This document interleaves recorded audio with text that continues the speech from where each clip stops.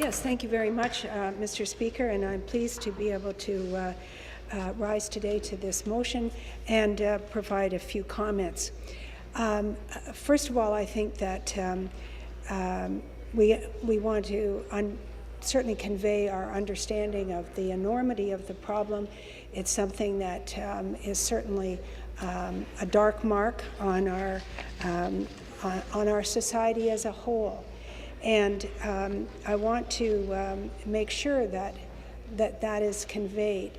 But I also want to talk about looking beyond the request today, because I have some concerns. And one of them is the fact that there have been, I believe, 40 studies done in the last couple of decades, and over 500 recommendations.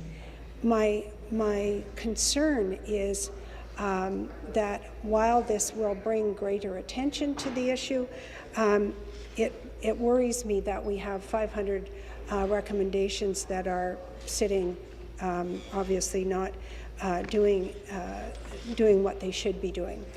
I also want to pay particular attention to the resolution where it talks about underlying causes and the severity of the issue.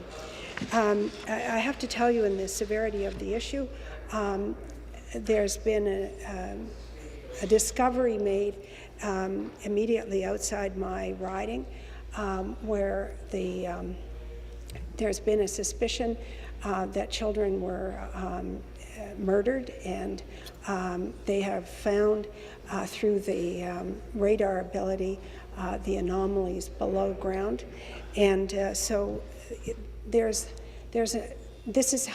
is real. This is happening. This goes back several decades to a murder case, but it also demonstrates the problem that trying to find who the people were. They were quite young, and so even the issue around missing is one that creates tremendous problems. But I do think that we also have an obligation in this chamber to look at what the province has done, because the province has looked at those underlying causes and the severity of the issue, I believe.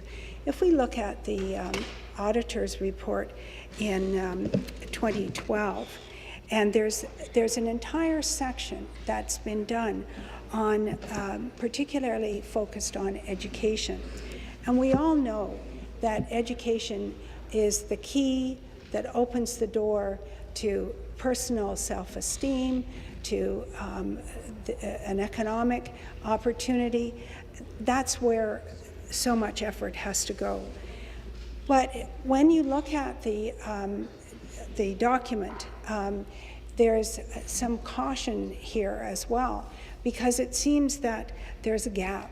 With all the work that's been done, we still have some huge gaps to fill in order to be able to provide people with it. So I would like to see today's discussion also include a commitment by the government to make sure that when the next auditor's report comes out, there's a demonstration of that gap being closed. There's a demonstration of being able to provide a better education system in the province, because I don't think there's a better testament that we could leave to the memory of those people than being able to demonstrate this is what we have done in response in our own province with our own rules. Thank you, Mr. Speaker. Thank you.